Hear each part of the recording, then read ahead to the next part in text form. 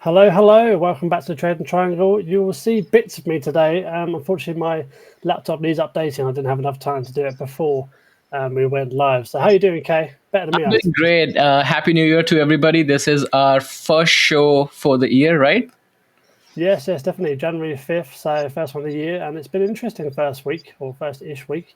And we'll get into that in just a second. But just a disclaimer, obviously, we are just a couple of guys looking at charts today. And obviously, it's not financial advice, just something we love to do for the community and obviously ourselves as well. Big thank you to Wolf as well for letting us use the platform. We really, really appreciate it. It's just as funny, actually, me talking to see me moving kind of 4-bit or whatever what you call it. Is it distracting for you, Kaye? Are you No, okay? it's fine. I think I'll for the audience just ignore Sean. Just Yeah, hear his voice today. just look at Kaye today. Yes, you can Awesome. see me. I'm fine. Sweet. Maybe it'll fix itself halfway through the stream. You never know. No, you need to update your MacBook. That's I do, yeah. yeah. It doesn't do it automatically, which is a shame, but yeah, a lesson learned for sure. Sebastian says Windows 7 is not supported anymore at Yeah, Sean. The dude is using MacBook, yeah, but he's not updating his software. That's the problem. that's a big problem, yeah, unfortunately. All right, should we jump into the slideshow then, Kaye? Let's do this. Awesome. On the wrong screen. There we go. So last week's performance, it was I felt a bit greener than that was actually, but it looks to be quite red here. Apple down 5%, Microsoft down 2.5%, Amazon flat, Google pretty much flat to be honest with you. Obviously, Nvidia was a big winner of the week, and we'll talk about that a bit later on, no doubt. And Tesla down 8% on delivery news. Do you want to speak to that, Kaye, or did you see anything else on this? Well, I think yes, it was down on the delivery news, but on Friday, I think the stock did very well. It came back a lot on Friday itself. So yeah, I mean, this is for the week, the percentage down because the stock was, I guess, in the 450s during the week, and then after the delivery number was announced, actually we did see a sell off even a day before the delivery numbers were announced because there were rumors that the numbers had leaked and Tesla hasn't done, because the problem on X is that it's hard to find anything if it's true or not. So there's always some rumor going around in Twitter. There's some conspiracy theory happening. So maybe the numbers were leaked. Maybe people already knew it. But again, it was on the 31st. And one being a holiday, there was nothing happening. And then the numbers came out on Thursday. We saw a big decline. But on Friday, the stock did very well, actually. It did. It bounced back very nicely, which is good to see. It shows the buyers are still there, which is good. But yeah, a bit of a rocky week for Tesla fans. Nothing else to really kind of point off the screen here. Obviously, we've got bank earnings just around the corner. So you expect this kind of area here to kind of take a turn for the worse or for the better. Who knows? But yeah, that's it. I forgot to mention at the beginning, actually, if you are watching this now, do be sure to put your ticker requests in the comments down below. We've got a couple lined up already, so do add them into the chat or comments, whichever platform you're watching on, YouTube or X, and we will write those down and get to them in probably about 20 minutes or so. So yeah, make sure you stick them in the comments. And with that, we'll move on to the next slide. Fear and greed index. I think we've reached extreme fear at one point, I think the kind of early part of the week. Was that right? Yeah, it was. But from a put to call ratio standpoint, it hasn't really moved much. We have been like in this 0.65 to 0.7 range for almost 2.5 weeks, 3 weeks now. So, yes, we are oscillating in the fear and then maybe going to neutral, coming back to fear. I think, the market was also slow. The volume was slow. People were off. I think starting this week onwards, as folks start coming back, I think we'll probably start to see the volume pick up and we'll see a little bit more direction on the market. Yeah, and I think there's a few kind of indicators in the charts as well, which look pretty good. But I think we've got kind of key points, which we'll get to in just a second. What have we got this week? We've got some Fed speakers, and the market closed on Thursday as well to honour, obviously, Jimmy Carter's sad passing, which is a shame. Yeah. But yeah, we'll be closed on Thursday, but of course back to normal on Friday. Earnings for this week, obviously, we are kind of, I don't know if this is the end or right at the beginning of the earnings season, technically. The beginning one, because generally the banks always kick it off. So you have Jefferies, it's not a bank, it's an investment bank, but you have Jefferies, you have Delta. They generally are the first companies to report earnings, major companies to report earnings. And then next week, you'll probably see the following week, you'll see a lot more banks like Bank of America, JP Morgan, Goldman Sachs coming out. And then we start with either Netflix will report earning that week or the week following, and then the tech earnings, they just line up after that. Yeah, big season ahead, I think. It'll be interesting to see what happens for sure. So not too much to hit on the earnings there. So we'll go ahead and get into our first chart of the day, and that is SPY. Obviously, we had a bit of kind of negative price action coming in on Monday. There wasn't any close days this week, was there? Am I being silly there? There was Uh, no... Are we closed on New Year's Day? We we were, were, weren't we? we were close on New Year's on Okay. Wednesday. Yes, we were close on New Year's. Yes. So we actually gapped down from the weekend, and we kind of traded flat for most of the week. So excuse me for that one. And obviously Friday we kind of poked up towards the end, as you can see. A bit of resistance ahead. We've got the 50 moving average and the 20 moving average. So yeah, there's work to be done for sure. And the SPY, we did have a bit of a lower high. So are we kind of maybe flattening out a bit, creating that wedge? That's yet to be determined, and we'll probably see in a couple of weeks that kind of mature out a little bit more. Do you see anything kind of particular on this chart, Kaye, or you think? No, nothing on the chart standpoint. From the put to call ratio, we do have little bit bullish signals coming out for the week of 110, which is next week. So our put to call ratios are actually much better in the midweek. So 0.95, 0.75, then it goes up to 1.18, which is the expiration 110. So generally throughout the week, we have a lot more bullish. Keep in mind, only 4 days of trading. Thursday will be off. I think 9th is Thursday. So yeah, keep that in mind. Only 4 days to trade this week. Yeah, so plenty of action to be had for sure. And we've got a bit of a line here, which seems to be a bit of a common line to bounce on the negative side. But again, they are lower lows, which isn't great to see. Maybe we see a breakdown at some point. But yeah, we'll see what happens there. So that was sorry. Yeah, no, but what I'm saying is that for now, right now, the trend is still upwards, and we haven't really seen any pullbacks. And based on how many analysts, and if you follow Tom Lee, from his standpoint, it's going to go up to 7,000 at least for the first half of the year, and then we may see a pullback in the second half. Whereas a couple other analysts have predicted the reverse of it, where we will see a little bit of a pullback in the first half, and then we might see a strong finish to the end of the year. We don't know how it's going to play out, but I do believe that there will be a little bit more volatility. We may even see prices going high, especially leading up to the inauguration of Trump, and maybe a couple weeks from there onwards, where we will see some policies which will be reality. Right now, it's all on the papers. And once they implement it, we will see the real impact on the market. So we still have about 5 weeks before we start see some major volatility in the markets. And the inauguration is on the 20th, I think. Is that right? I believe. Let me just confirm the date. I'm pretty sure I saw it on the weekend. Yeah, interesting things happening. Yeah, you're right. Monday, January 20th, and I believe that is also a holiday. Okay. Lots of holidays in January. It's a Martin Luther King Day. Let me see. When is the MLK Day? MLK Day. It is on January 20th. Yes, exactly. So it is going to be the day off. Markets will be closed on that day. Okay. So moving on to the QQQ then. Obviously, we do have a little bit more resistance ahead for the Qs. Obviously, this is technology in a nutshell, really. So you've got the trend line kind of flowing through the screen, the two yellow lines of support that I've kind of drawn that interest me at least. 517 has been a level that I've talked about for a few weeks now, maybe over a month actually, to be fair. But it looks like we kind of bounced off nicely around the 50 moving average, which is encouraging to see. I think NVIDIA has a lot to play with that. Would you agree there, Kaye? Agreed. I definitely think that's going to be the case.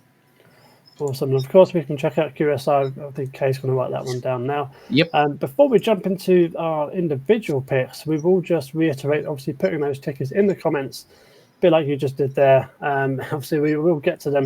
And it gives us a few ideas as well. We like to kind of pick up new trading ideas and maybe use some new perspectives within the market. So go ahead and keep putting them in the chat down below. We do appreciate it, of course. And with that, we'll go on to my first chart of the day, which is Amazon. Now, I'm going to kind of glaze over my charts today because there's not too much to check out in terms of setups, but you can kind of really see it, obviously, basically is what I'm trying to say. We've got a bit of a bull flag here, kind of condensing down the price action within these two lines. What I'm looking for is essentially a break up out of this kind of trend line break, and maybe a retest of that 225, because Amazon does tend to kind of retest certain levels. So I would like to see it kind of pop up to, let's say, 229, come back down to 225, would be a good entry point for me, at least. Obviously, it's not financial advice, and obviously making a move towards all-time highs ultimately. Do you like Amazon, Kaye, for the long term? Yeah, absolutely. I think Amazon, interestingly, you bring that up. I did make a video on 5 stocks that I'm watching and I'm actually buying in 2025.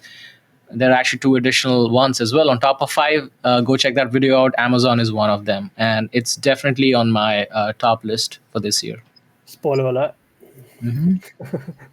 Awesome. Yeah, that's a good video. I just checked it out earlier. So, yeah, looking forward to those stocks for the years, that's for sure.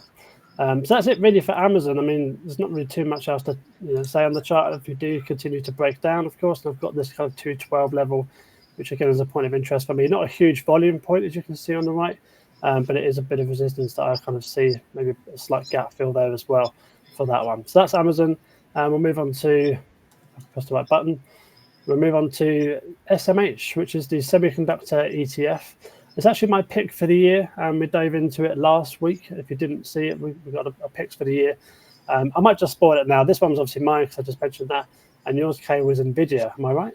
Yes, awesome, of course. And SMH, NVIDIA is actually 20% of the SMH. So when NVIDIA moves, this moves essentially. You can see that replicated in the chart. This is the daily chart. So you can see that replicated. NVIDIA, really good move. I think it was up 4 or 5% on Friday. And this looks like it might just be peaking out to the upside for SMH. And you can see what I've got here, the bar, 11% move back up to kind of all-time highs for SMH. And that's essentially where I want to get it to. Very, very simple trade. Break the wedge, upwards movement, and obviously make a move to kind of 280. You can see also the details on the screen in terms of confluence and volume profile, 200 moving average bounce, 20 and the 50 moving average bounce, and the break of trend line kind of all happening within the space of maybe 3 or 4 trading days, which is exciting for semiconductor holders. I know you like semiconductors, Kaye. What are your thoughts? So I think semiconductor has not really received the love from the market in the last, I would say, a full quarter.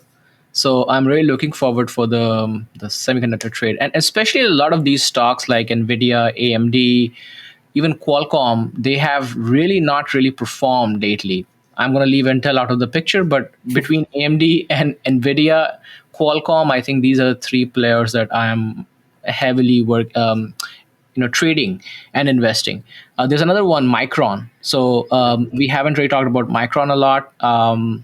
One of my audience wanted me to make a video on Micron, so I'll do that trade as well for Micron. But yeah, keep those on your radar.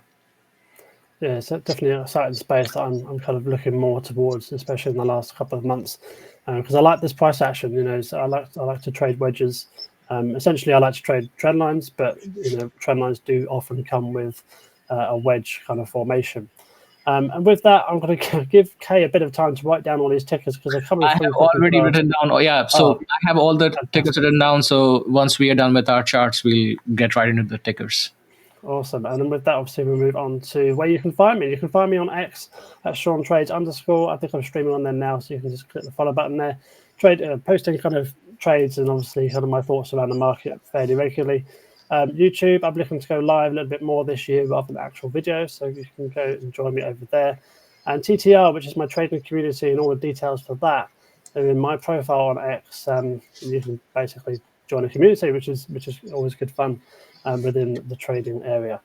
With that, we'll move on to Kaye's first chart. Looks like an exciting one, Kaye. This is Meta, am I right? This is Meta, yes. So generally, we don't talk about Meta considering, from a price point standpoint. But if you are looking for some asymmetrical trades, Meta is actually one of the trades that I believe can actually net you pretty good a profit, especially moving forward in 2025 and beyond. So as we're talking about more semiconductors, AI revolution, Meta is playing right into it. It's not just software, it's also creating hardware. So you have Oculus and you have those Ray-Ban glasses, which from an Apple standpoint did not work very well, but from Meta has been at least becoming more successful considering they are much more cheaper products. But having said that, the asymmetrical play right now is mostly looking at your fair value of the company. Where is it trading right now and where the breakout is going to happen? So right now the stock is trading around the $600 mark. For me, the good entry point is around the 582, between 580. I would say 580 to 595 is a good entry point for me to start building the position out. But there are two support levels that I have drawn over here. One is 582, which is a very near term support. So if we see this, we have this doji candle right now on the last trading day. So if we see, it's an indecisive market, so if we see a breakdown, first point would be 582, and if it breaks down, the next would be 562. Those are my two entry points to build this out. Yeah, Sebastian has glasses. Those are actually pretty cool glasses as well from Meta. Coming back here, and the reason this is a pretty good support line is because look at the volume bars on your left hand side. There's a lot of volume that comes in. If we really see a market breakdown, but this has to be a full market breakdown, not just specifically to Meta unless a news comes out, but that's going to be a blip, and that's when you should be adding. But look at on the left hand side, I have put the share price versus fair value. The fair value is $934 for this company. Now we can debate whether this is the right fair value or not, whether whatever be the case, but you still have a good 20, 30, 40% upside potential on this stock. Maybe not in a month, but we're looking at a good swing trade play here. So that is basically my thesis for this particular trade, which is going to be spanning, probably weeks to months. Yeah, so you're looking a bit more of kind of a long-term view for this, aren't you? Yeah. Because I am not a day trader. I do swing trading. I do option selling. So I'm not really always looking for day trading kind of setups. I'm looking more swing setups where I can actually get more upside potential through the capital appreciation. Yeah, that's a good idea, really. But you can see what I'm looking at on the chart here, and what we've brought up in the past as well. Resistance points here, so 1, 2, 3, 4 points there. You can say 5 as well, even though it dipped down below, but 5 here, and it just looks like it's kind of climbing through that 600 level. So perhaps it's kind of looking to kind of break out of that level again. Obviously, a failed retest pretty much there, so maybe we can get above that, come back down, retest 600, and actually move on higher from there. So a bit more of a shorter term outlook there, but obviously a different kind of perspective on the Meta stock. But I really like it. I like the fact that RSI is sitting around 50 as well. I'm not too sure if you mentioned that, but yeah, that's what I like for sure. Yeah, it's a pretty. I think if you are into a little bit longer term setups, this is one of the stocks that you should definitely look into it. Awesome. Should we move on to the next one? Yeah, let's move to the next one. Next one is Mara. Now, this is much more of a short-term play. Being an option seller, I love selling options on Mara because of the high volatility and high premiums that it comes with. And look at the volume between $14 and $16, $17. There's just a lot more volume over here because people use options a lot for Mara. Now, I really love the last day candle. If you look at that one, it was very strong buyer stepping in. If you are into option selling, this is something that you should definitely look into it. I would be looking at a $17 or maybe an $18 put, selling a put over here for the weekly. By the way, these should be weekly, not 30 days onwards, because this is such a volatile stocks that within 30 days your stock, the prices move very sharply. Or so I play Mara more like a weekly trade here. And probably, Sean, what's your take? If you are just buying stocks and not options here, how would you trade this one? I probably would have accumulated definitely in this zone here. I'm not a big Mara trader, but just because of the moves it makes. And you can get back really quickly, especially with, I like to have like a 10, 15% stop loss, and this stock basically moves that in a day. So I don't want to be caught out within 1 or 2 days. I want my swing trades to kind of last a little bit longer. So that I don't really trade it too much. I have done in the past, but not a huge amount. Right. But if I was going to be buying shares, I would have bought within this kind of accumulation zone, because, or at least not here, but I would have seen that accumulation zone, but then I would have bought it within the accumulation zone if it got back down there, if you're with me. So it looks like it kind of dipped in there, in this kind of trading area, but it's really kind of exploded from there. So it's almost like a retest of this resistance point, which I really, really like. But unfortunately, obviously, I missed it. But I'm sure lots of other people kind of got in, and that's kind of reflected on the chart, of course. But yeah, no, I don't trade it that often. That's great. All right. So those are the two main ones I have for this week. Awesome. Where can we find you, Kaye? Well, you can find me on X. I post daily content there, and I also post a lot of charts. So if you find it helpful, definitely subscribe there. On my YouTube channel, I post weekly videos. I have the latest video out, which is the top 5 stocks that I'm buying in 2025. Definitely go check it out. And you will, if you like the written format, you will see a lot more content coming on Substack. So if you like reading, go and subscribe there as well. I'm looking forward to the written content for sure. I think you're right. Especially your X tweets, I think they come out really easily to kind of understand. If that makes sense. Which it probably didn't make sense because my words are all over the place. Right. All right. So should we kick it off with the request? Yeah, of course. All right. The first one is Google. Google. So I think whether you choose GO, I think you go with the GOG, right? Yeah, it's just the one that's got the most annotations on my chart. So yeah. Also, it's cheaper if you are running options. It's a little bit cheaper considering it's a Class C. I mean, Google is not going to go bankrupt, so don't worry about that. You'll have bigger problems if it goes bankrupt. Definitely. So what we've got here is we've got the weekly chart kind of up on the screen. It's a little bit messy. Maybe I'll dive down into the daily chart because I've got a bit of a wedge drawn on the daily chart. I think we spoke to this a little bit last week actually on the end of year live stream. You could probably go as far as to move that down slightly if you wanted to, just a few more contact points in the middle here. So still kind of within this wedge. Obviously got the 20 moving average, which provided support during the week, which is good to see. But I'm still not really interested until it kind of breaks that level downwards or breaks this level higher. Exactly. Essentially, that's where I'll get rid of the circle. That's kind of where my head's at for Google. But if you're accumulating for the long term, it could be a potential spot, just because of this kind of support that we have. But if I was trading for a long time, I'd probably wait a little bit more for this gap fill to potentially take place. Is that where your mind is at, Kaye, or you think it's something else? You took the words right out of my mouth. That's a 7.5% pullback. So, if you are a long-term investor in Google, which I believe, most people should be, if you're not buying QQQ, then you should definitely be accumulating on those big pullbacks. Now, the problem is we don't know if we'll get the pullback next week or 2 months from now, but that is not a very sharp decline for the stock to say.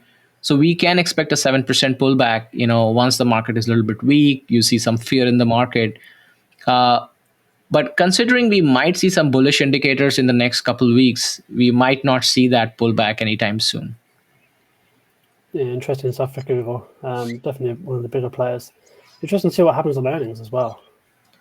Yes. Oh, I totally forgot that earnings are coming up as well. I think earnings is going to be another, I would say, the inflection point for Google over here. This was the last earnings report down here.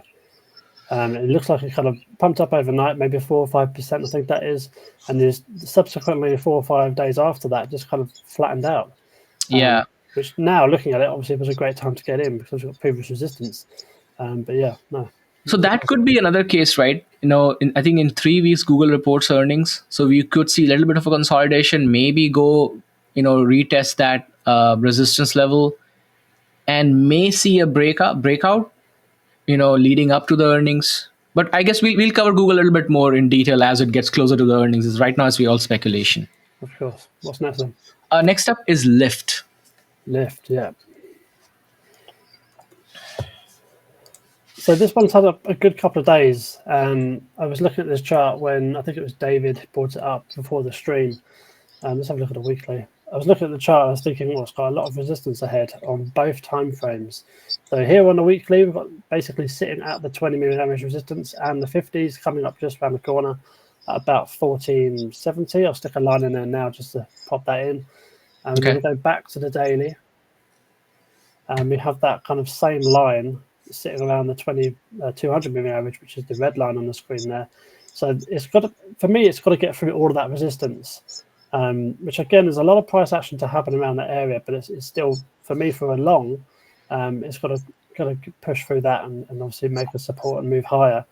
At the moment, it's a short for me. I know it sounds a bit contrarian, but it is a short for me just because of the setup, just because of the resistance on multiple time frames. What are your thoughts here on LYFT, Kaye? It's I'm looking at the chart. If you scroll the chart a little bit towards your left, interesting trend for Lyft is that they always have these massive gap ups or gap downs. And then right after those gap ups or gap downs, eventually the stock trends in the opposite direction to fill those gaps. It's a very, very interesting chart pattern here. Yeah. It's like you Massive don't see drops. continuous trend of there would be big gaps and really big gaps, and those are mostly due to the earnings. So it's built the gap there, but gap. nothing's been done above that, at least that I can see here. Not for a while, at least. Yeah. So maybe there was a gap here, which was Monday. No, you're looking at the weekly. You have to look at daily. Daily, you'll see those gaps a lot more. Yeah. That's where that drop was. There we are. Just zoom into that a bit. So that is $30, which is basically 100% from where we are now. If we were to look at that as a viable option, which, yeah, I mean, it's definitely doable. I mean, where's that line? There it is. That's one hell of a return, isn't it? It is. But like I said, if it does get above this kind of resistance point, it makes a bit of a base, maybe around this kind of $15, $16 level, then you're still looking at around 94%. And if it was to go straight up, which, stocks don't normally do that. So but I think the reason Dave brought this up is looking at more asymmetrical bet here as opposed to just a day trade. So like a longer term view. Yeah, he's looking for that big 100% return, or at least 50 to 100% return on this one, rather than. And you may see a pullback. The point is that if you believe, let me look at the fair value as well while you are. We're taking a little bit longer on this one, but it looks like an opportunity. Honestly, I would say. So Uber as well, you could probably put a little bit in each just to cover the kind of base of that industry. Right. So I mean, from the fair value, if we take that as our thesis that you're looking for that swing to the fair value, and the stock generally trades at fair value. The fair value is $43 for Lyft. It's trading at $14, so there's a 67% upside potential. Now let's look at the analyst rating and what are they recommending. So the price target is $19.46. That's the average, and the high is 26. So even with the price target, you're looking like a 36% upside. Yeah, that's pretty good, isn't it? That's a pretty good. That's more than you'll get on S&P 500. Oh, 100%. Yeah, I mean, we're all looking for stocks that are going to beat that, aren't we? Yeah. So this is more like an asymmetrical bet than anything else. Well, I've written it down on my sheet, so I'm going to keep tracking it for a little while and see what happens with it. And the same concept applies on Uber, by the way. Uber is just a bigger player. They're much bigger than Lyft. That's the only difference. Right, what's next? Okay, next is Apple. We have not covered Apple in like forever. It took a bit of a drop this week, didn't it? So that's the Yes. I mean, honestly, this looks like a good. I think we need that little bit of a pullback on Apple. And what I would be aiming for this volume shelf of 230 and between 221 to 230 is where you have a big volume shelf. You can see a lot of trading happening in that range. That's where if you are looking to add long term, you should be adding long term over there. There are good support levels at that as well. There's a big gap down, which I don't think is going to happen. It's not going to fill anytime soon unless Apple has some kind of a major lawsuit or something like that. But I think for short term, I would target this 220 to 230 level to build my position out. Yeah, that's the zone that Kaye is talking about there is marked out in the yellow. I actually prefer, from like a shorter term trading point of view, I like this kind of level here at 237.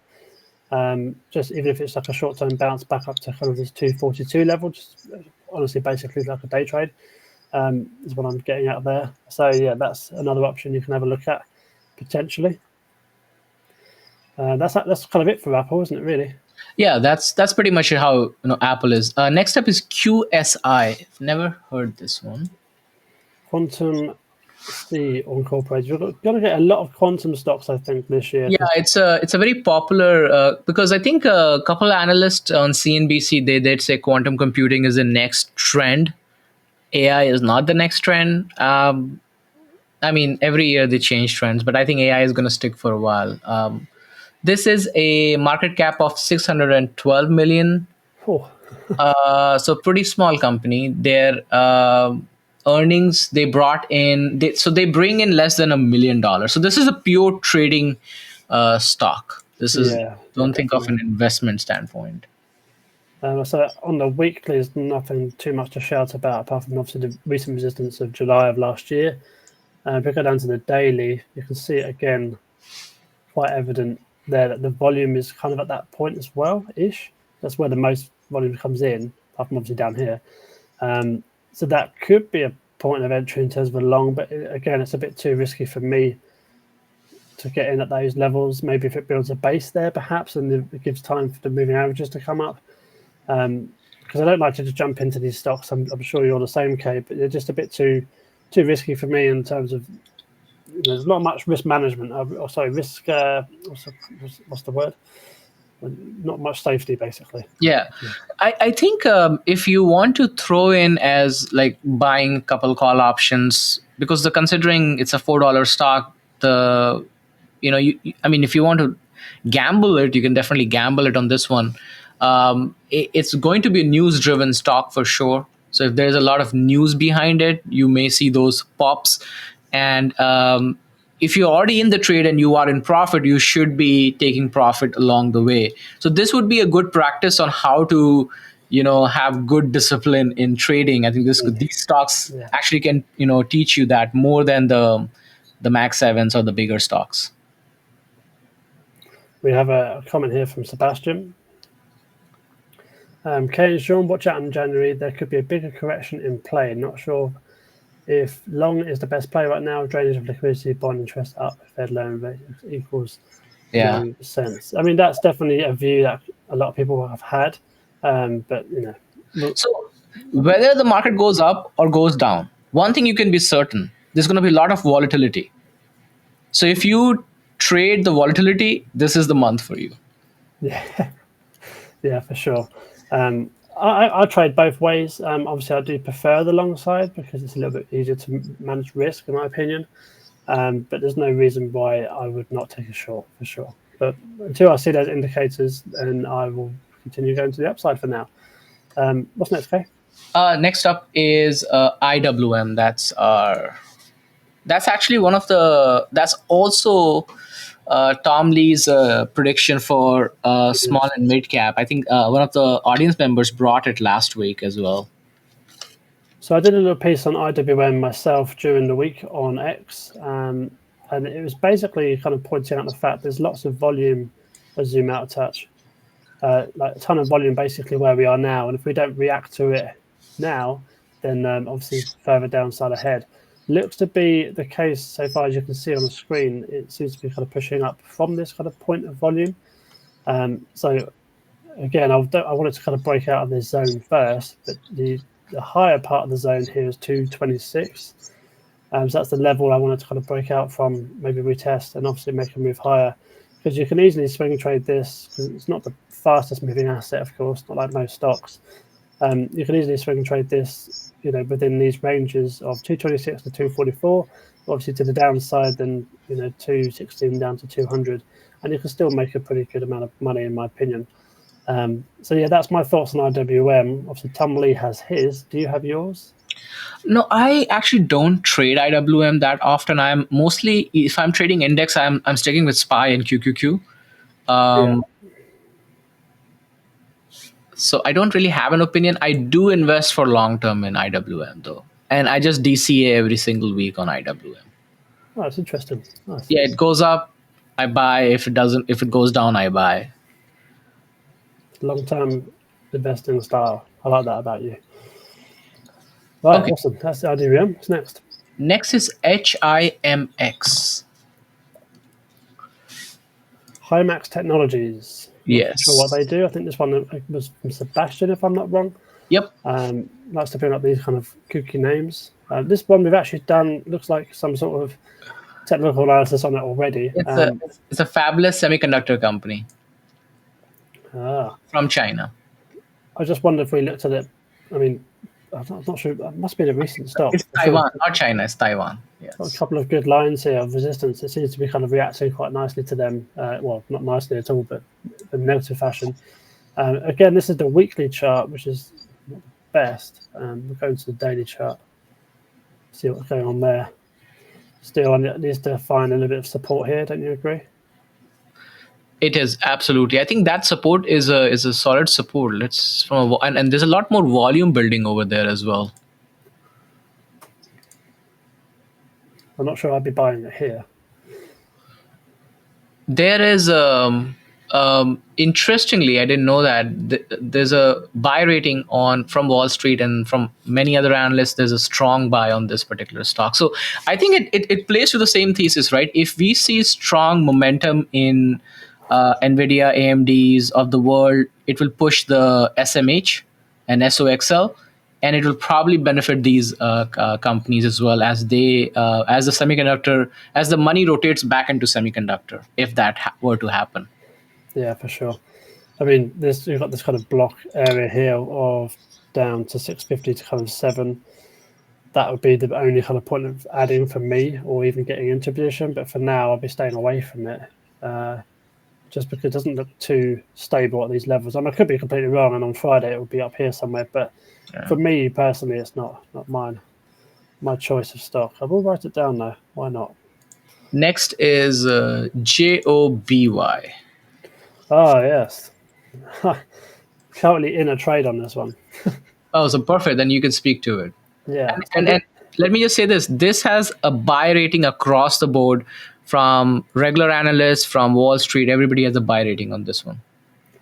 it's exciting stuff for Joby. So basically, this one's more of a trading point of view for me. I can speak to my kind of new strategy, not new, but adjusted strategy for 2025. So part of my issue of 2024 was I wasn't letting winners run properly, and I wasn't having controlled profit taking. I kind of was, but I also wasn't at the same time. So I want to be a bit more disciplined with that this year. Nice entry around this level at the moment, kind of 824. My stop loss is at that point now as well, so I'm kind of break even on the trade. Obviously, taking 25% at this level, and my next level will be 1140. Next one is 1320. And then from this point onwards, if it was to continue running, which would be fantastic, I would let that 25% run further and further, and just bring up the stop loss right behind the 20-moving average as it kind of moves up. So that's kind of my strategy in a nutshell, really. I'll put that back where it belongs. Yeah, I mean, nothing really to kind of add to this, really. I mean, that's kind of my trade thesis, and it's kind of playing out so far. So I really like the fact it's kind of broken through 935, but we do have to hold it in the next couple of days for sure. So otherwise, this could just come straight back down tomorrow. You wouldn't recommend making an entry here, right? You want to see if it breaks down. If it breaks down, then maybe there's an opportunity for re-entry. Exactly right. Yeah. I mean, I would only like it to kind of, if it was to kind of break up a bit higher, I'd want it to come back down to 935, maybe even 915, that kind of area, to get in, because that's kind of like a breakout trade in itself. Got it. So yeah, that's my thoughts towards it.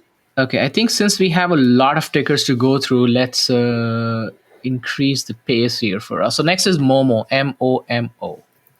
Momo, don't even know what this one does. This is a company in China. They provide mobile-based social and entertainment services. It operates in 3 segments: Momo, Tantan, and QOOL. Not sure what they do. Is Momo? I'm not sure who asked this one, but is Momo the trading software as well? There is a trading platform, right? That's Moomoo. That's Moomoo, not Momo. Yeah. So it's actually Sebastian who brought up Momo. Okay. Yeah. Sebastian definitely has a pulse on all the stocks. You must have a really interesting screener. Do they make like they also make apparels? Interesting. Chart's not too bad, actually, to be fair. I don't know if it's the same company or not. No, this is Moomoo. Man, there's just too many kinds. All right, continue. continue. We've got a bit of a V-shaped recovery kind of happening in place now. It's a bit slow moving in a way. Tinder. It's like a Tinder. Oh, okay. All right. We don't have that over here in the UK. We have Tinder, obviously, but I don't know about Momo. I'm married, so I wouldn't know. But, So we've got the resistance here, kind of 10.59. So that'll be a point of interest in terms of profit for me. But in terms of getting in, I'm struggling to see where I'll get in. I mean, this kind of area here is not too bad. I think maybe it comes down to kind of $7, I guess, would be quite cool. Let's have a look. I don't know if it'd be cool. But... So if I just bring this line across, you can see a bit of support and resistance kind of flowing through the screen. So yeah, I mean, there's no reason why you couldn't start a position there, and obviously have a tight stop loss down here, of course. 618, it's a little over 10%, but I don't mind a big stop loss, especially when I'm starting a position. I can quickly move it up after the first couple of days for a swing trade outlook. This is the weekly chart we're looking at, so I did not ask for grind. It's basically a Regulus advisory says Chinese tender for overseas Chinese nationals. Right. But that's my views on the chart. Have you got anything else to add to this? No, I think you got it covered. Next one is Palantir. We haven't talked about Palantir in a while. You have thoughts, or you want me to share my thoughts? Share your thoughts. Go for it. Because okay. Yeah. I think I think right now there are a lot of gaps on Palantir, but I don't see how those gaps will be filled at this point, because just the momentum is on the AI side on the Palantir. The problem is that Palantir is very richly valued at this point in time. So not saying it cannot go further, but as it gets into the 80s, we are seeing some rejections at the 80 level and it comes back to the 75. So it's ideal for trading if you want to trade the 70 to 80 range on a regular basis.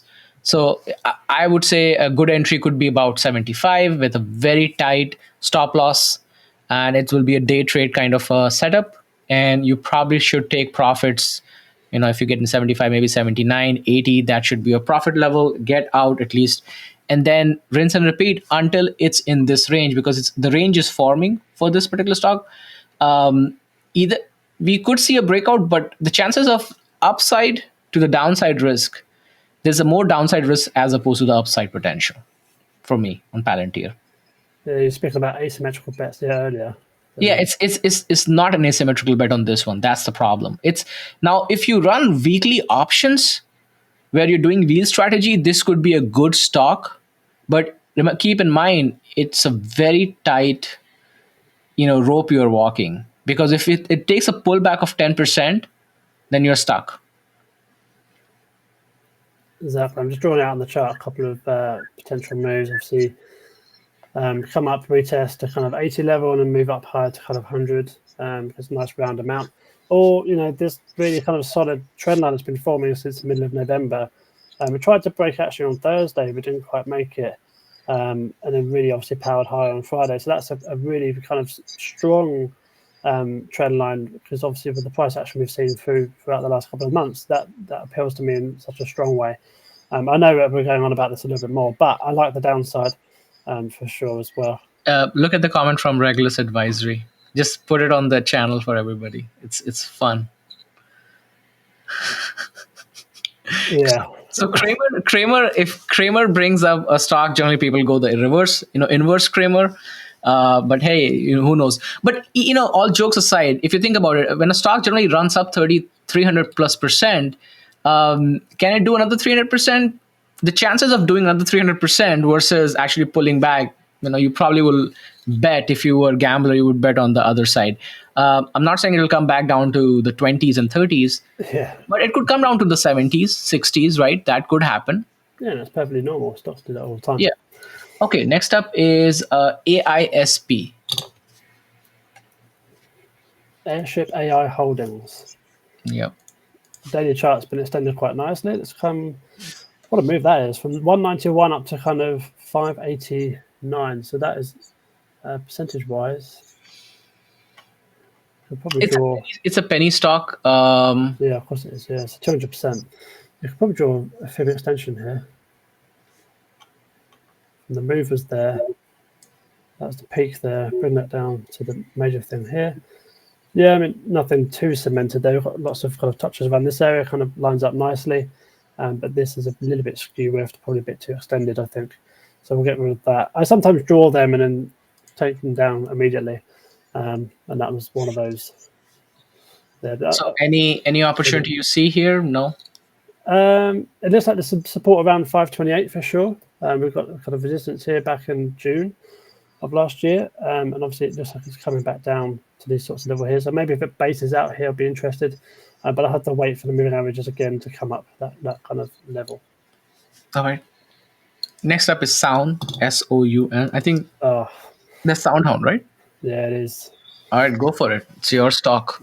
It was. I sold it at $9. Okay, this was one of the issues I had when I spoke about letting my winners run for 2024.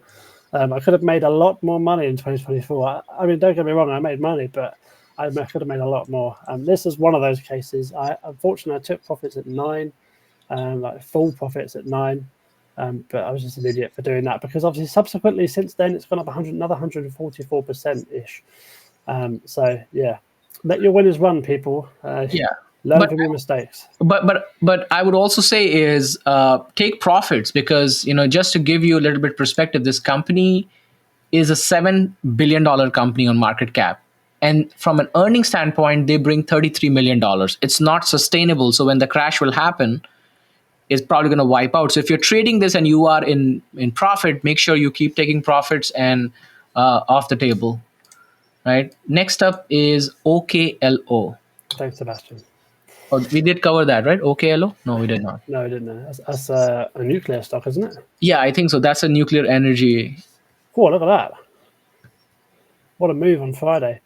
Looks actually very, very nice. If we can get 24% on Friday. Crazy. Wow. If we can get, maybe I'll pull it down a touch, just a bit more. Yeah, so if we can get back down to maybe this level of 24.50, that I've actually looked to enter there personally myself, maybe 24.20-ish to be a bit more precise, just because that's the most recent resistance. We had a lot of resistance around there, especially in the last couple of weeks.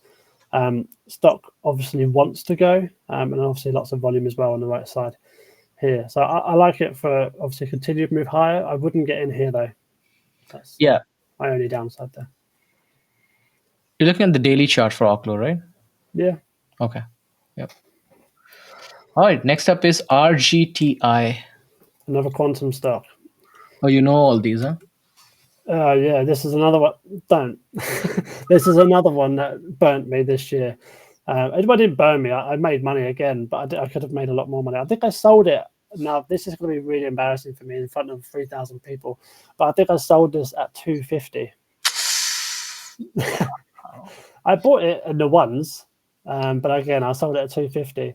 I think actually Nate, he's doing really well. He's in this stock still, I believe. So yeah, at least one of us is letting our winners run. Okay. So basically not touching right now. It's It's very extended. I mean, if anything, I'd like it to come back down to kind of 13, 14 before I get interested at all. Next up is ONDS. ONDS, fantastic. ONDS Holdings. Another penny stock here. A lot of these today, aren't we? People are getting excited. Perhaps the market is getting a bit frothy. It doesn't say that though on the fear and greed, right? Fear and greed, it's all about fear. Okay, so looks like Sebastian was also there in the previous one. RGT. How did I miss this? I don't even know, man. I think he brought it up back in June or May or whatever it was. Oh, okay. Yeah. So we've got to listen to our listeners. Of course we do. But we've got a level here at 194. But again, these stocks, they come with a massive caveat of you need to be careful. And you can say tight stop losses all you want, but even with these stocks, it's very hard to keep a tight stop loss because you'll just get stopped out all the time, which is why it's more aimed toward experienced traders, I think, penny stocks, in my opinion. Would you agree with that, Kaye? Yeah, I would say that. I mean, I think especially for newbies, right? Oh, yeah. They get into the reason they trade penny stocks is because they are cheaper, right? So you think, oh, it's a $4 stock, what's the worst going to happen? But then, you should allocate your trading accordingly depending on your portfolio, right? If you have a trading portfolio of $1,000, you won't allocate the entire $1,000 on a $4 stock. Yeah. So I like this one to come back down to 2, if anything. But it seems to be kind of within this zone now. So we've got lots of resistance that kind of break through, fair enough. But we've obviously got a big kind of line here as well, which seems to be already looking at a bit of resistance in the last week or so. So in between 2 and 325, if we can base out, make some sort of wedge, maybe a bull flag, I'll be a bit more excited. In fact, I'm going to write that down. So thank you, whoever that one was. Next up. All right. Next up is QS. I think that's QuantumScape, if I'm not wrong. It certainly is. Yeah, this stock has like from the grace, right? It used to be I think it was a $50 stock or something like that. No, I'm wrong. It was a $121 stock. Well, now you have my attention. Back in 2021. Oh my God. Look at this. It's like a meme, basically. It is, but it looks like it's about to move. So you've got big volume shelf here on the right side, obviously with the accumulation in the last year, just over a year. I know 2 years. Last couple of years are kind of accumulated in this area. Big volume shelf. This is the weekly chart we're looking at. So just to give you a bit of perspective here and the excitement around it, potentially. The reason I've drawn this line is because obviously it's cut through most of the weekly trading here. Obviously this one's a bit extended, but it's technically not a break because this was a dramatic drop down afterwards. So I'd like to have a close of a candle, then the next candle be above the trend line as well. That confirms the break in my rule book at least. But what I do like, if we zoom in, the last week or so, this bottoming tail on this last week is really, really exciting. 18% short as well, Sebastian says. So that's interesting as well to know. But the 20 moving average and the 50 moving average, and obviously all that volume we spoke about, if we can get through this trend line, stay above it for a couple of weeks, then I don't see any reason why this doesn't go back to kind of 10, 15 over time. That's like a 40% almost, right? That's if it goes to 10, it's like almost 45%, upside potential right there. I really, really like this one, actually. This one, actually, I'm going to add it in my watch list. Yeah, thank you once again. I think Sebastian brought this one up as well, if I'm not wrong. So he's bringing the winners this week for sure. They need a catalyst, he says, as well. So we'll see what kind of catalyst. I'll have to do a bit more digging on what they actually do. I think I have an idea, but in terms of how they operate, at least. All right. Next up, we go back to the big ones, Microsoft.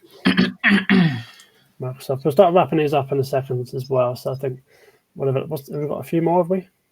We actually have a lot. We have 1, 2, 3, 4, 5, 6, 7, and 9. We have 10 tickers. So we'll go a little bit faster on these ones. So for Microsoft, let me just switch to the daily. I think I would, if I'm adding, I'll wait for the little bit of not a pullback, but I would say a 415 to a 420 is a good, DCA over here. I don't see a big potential yet until towards the earning. I think you can have an earnings play on Microsoft, depending upon how the pullback is or what they come out with.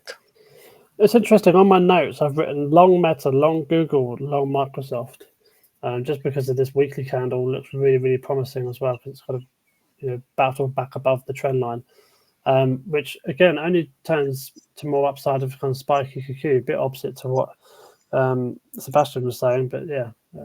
So my concern with Microsoft compared to the other ones is Microsoft ran in the last 2 years precisely because they were pushing that the Copilot in collaboration with ChatGPT is going to change the face of the software industry.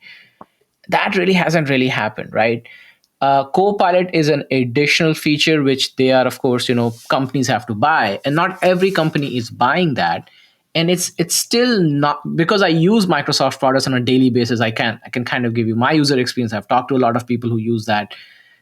Many companies are still not using the entire functionality of Copilot. So if you're just using to write emails, it's not going to generate the profit it needs. Can that change? Of course, it will change, down the road. But I think that's the reason you're seeing a little bit weaknesses on the Microsoft. So it will be interesting to see actually here on the earnings call on what is their outlook for 2025 from the AI product standpoint, because I think in Australia they bundled their Copilot with the Office products, and that raised the prices of Office products. So one of the writers was saying that if that goes into Europe, you will probably have a problem with that, and they will probably hit them with a lawsuit. Right. So more to come on that. Next up is DXY. It's the dollar index, isn't it? Ooh. right? I don't trade this, so I have no idea. No, I don't either. I'm familiar with it, but I never trade it. Okay. But looks like, yeah, nothing really much to add here. We've got obviously the line coming through here. Looks like it came down and retested it perfectly, which is lovely to see for any traders out there that traded this. But yeah, that's as far as it goes. Next is SOFI. Next couple ones actually we trade a lot, so we can talk about it. Oh, I've got a wedge drawn here by the looks of it. For SOFI? Yeah, so I've got this level of 14 drawn. Looks like it kind of touched that on Thursday. I wasn't even aware of that, I must admit. And then subsequently, it looks like it came back up a little bit on Friday. You want to speak to SOFI a bit? Yeah. So if you sell options, SOFI is a good option selling stock. I would enter at 14, maybe 30 days out. Contract maybe 30 or maybe 60 days, depending on the premium, how much you want to collect. That would be my play for SOFI.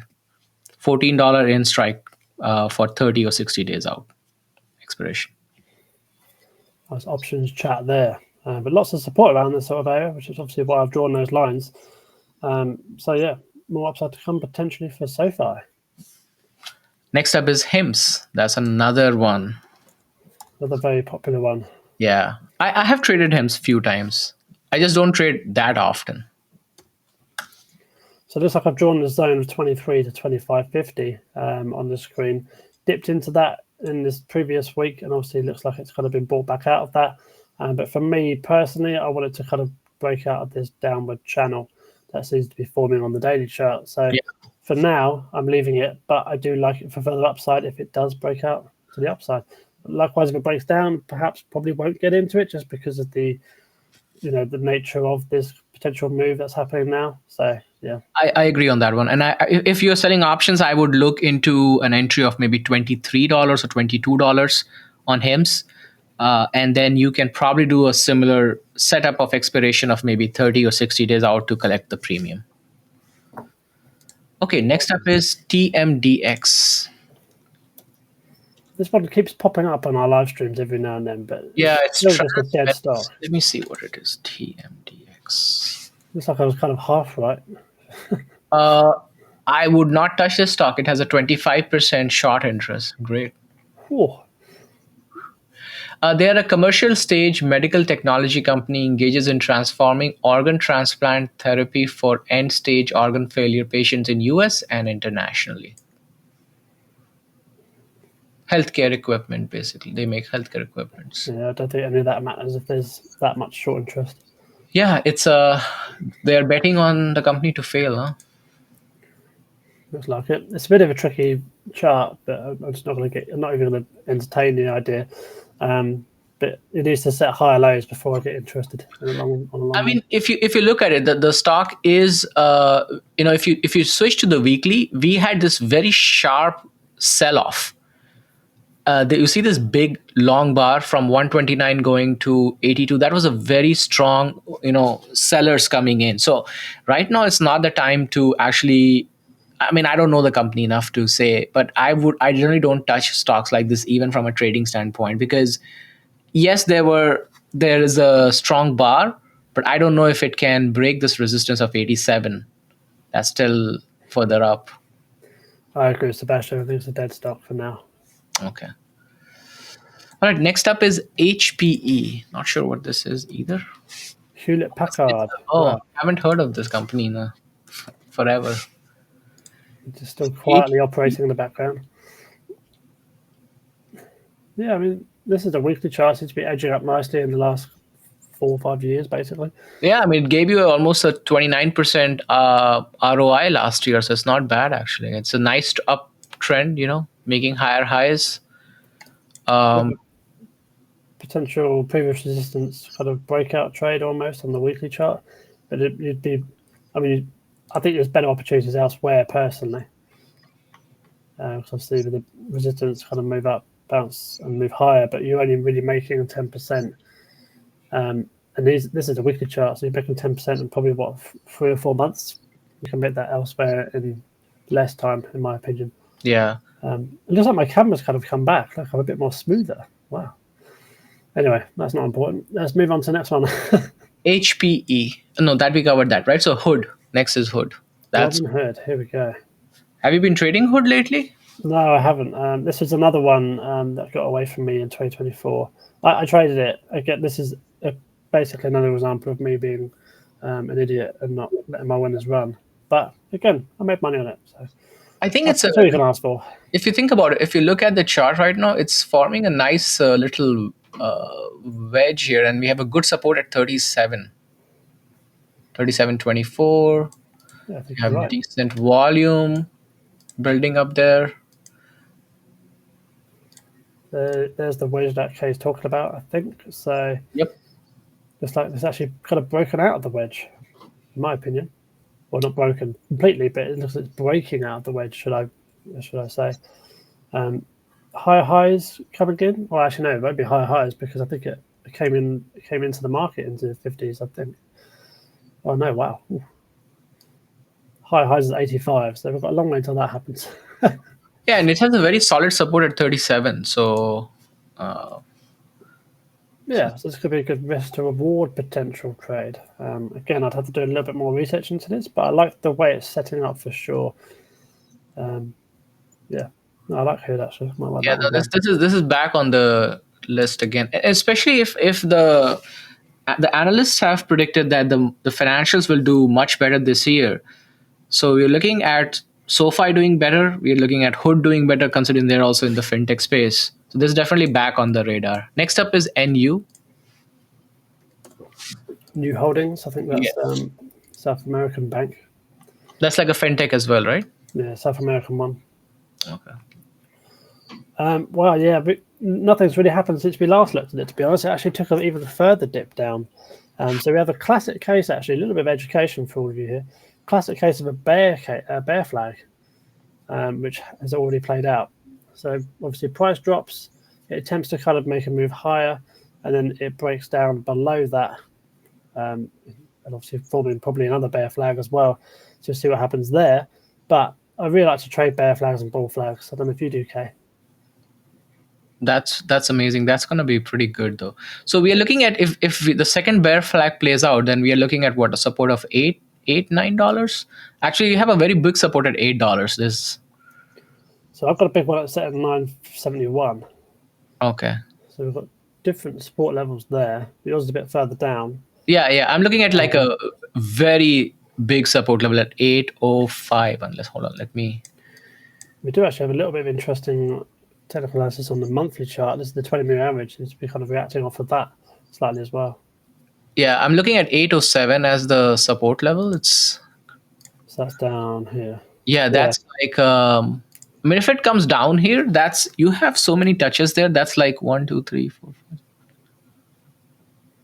almost 20 plus touches on that level. Nice. We'll do one more stock, so I've got to go off and have some dinner in a second. Okay, yes. Next is Rivian. Rivian. Oh, what a one to end it on. Massive day on Friday. It was up 24%, I think it was. Let's just reset this chart. What is going on here?